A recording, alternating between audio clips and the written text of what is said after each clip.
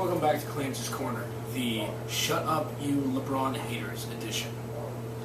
Miami Heat are up 3-1 in the NBA Finals against Oklahoma City Thunder. LeBron James is averaging 30 points and 10 rebounds per game. That hasn't been done by a non-center since 1969 when John Havlicek of the Boston Celtics did it, one of the best players of all time, voted one of the top 50 of all time before LeBron's era. I don't understand why people continue to hope that LeBron doesn't win a championship. Granted, the way he went to Miami, i.e. the decision, and not 4, not 5, not 6, not 7, in that whole speech, I understand that. The PR stunts that he pulled maybe weren't even his decision.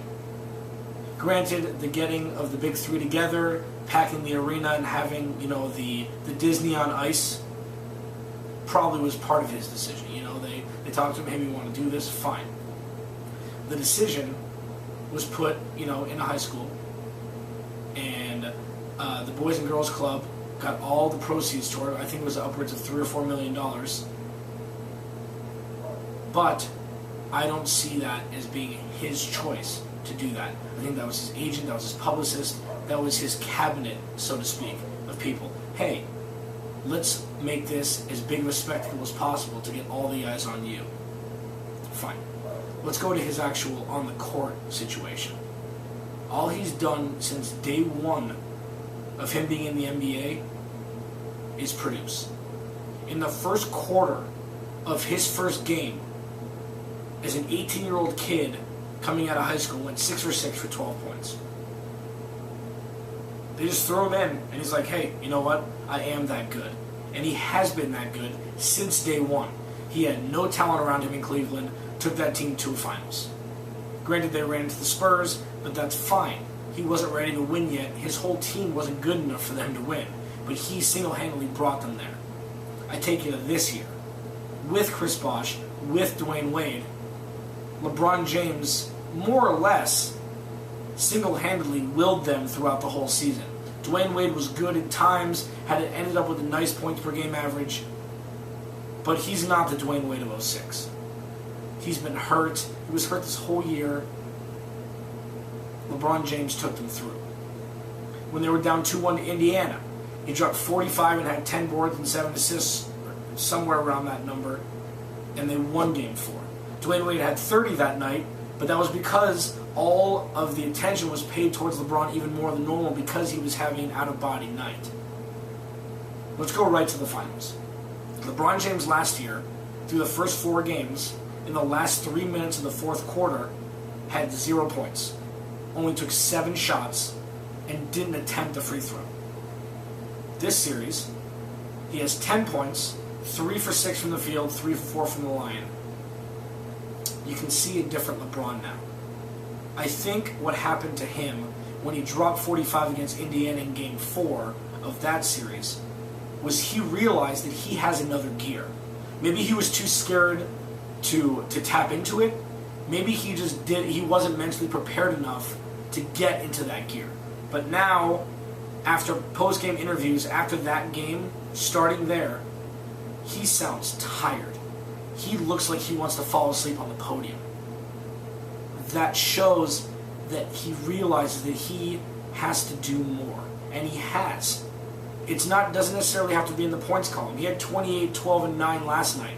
12 dimes from a 6'8", 260, seeming small forward, could be power forward, hasn't been done in a long time. People compare him to Jordan, I compare him to Magic. But you can't really compare him to really anybody because nobody has ever been a LeBron James. Oscar Robertson, maybe, but Oscar Robertson wasn't built like LeBron is. Oscar Robertson wasn't fast and couldn't jump as high as LeBron can. It'll be interesting to see what happens tomorrow night, Game 5. They have it at home. If LeBron puts up another huge night, it'll go down definitely as one of the best performances in NBA Finals history. But, and I'm taking the side of the LeBron haters on this one, because this will definitely come up. People forget that this is a strike-shortened season. They played 66 games. Therefore, in the record books, there will be an asterisk by this championship.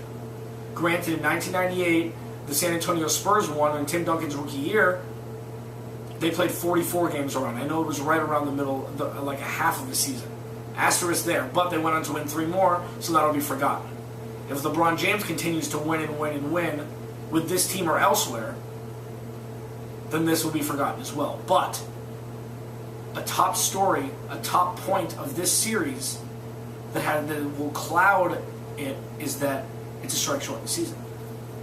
Do I think that should take away from anything that he's accomplished or that the Heat have accomplished this year? Absolutely not. Because I don't see the NBA keeping an 82-game season for eternity. I see them dropping it. And it definitely won't be playing back-to-back-to-back games like they did this year, where they jam-packed 66 games between Christmas and the end of May. But I definitely see it becoming shorter seasons for the NBA. So, again, that'll take the asterisk away eventually. But my point is that LeBron James, as crazy as it is to say, is underrated. He's underrated. Nobody looks at his day-to-day stats and holds any weight on them just because he didn't produce in his first 2 finals appearances. One with Cleveland and last year with Miami. That's okay. Not everybody's going to be Michael Jordan. Not everybody's going to be Larry Bird. Not everybody's going to be Magic Johnson, who puts up 40 in a finals game against Philly when Kareem Abdul-Jabbar is out and he plays center. There's no way that that's ever going to happen again. So get off LeBron James's back and watch what he does from here on out. He's been in the league for 8 years. He probably has 7, if not 8, if not 9 more left. His career begins during this final series.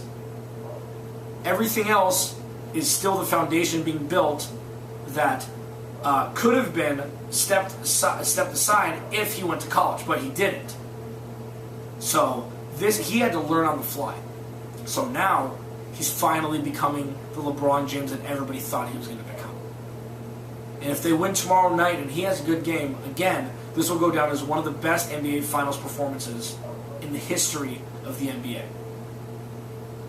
Thank you for watching. This has been Clancy's Corner. Got a t-shirt. Follow me on Twitter at Clancy's Corner.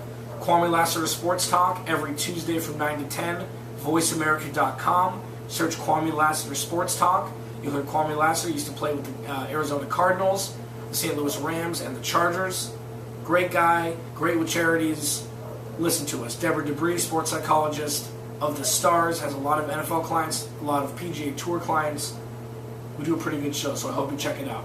Thanks for listening. I'll check you in next time.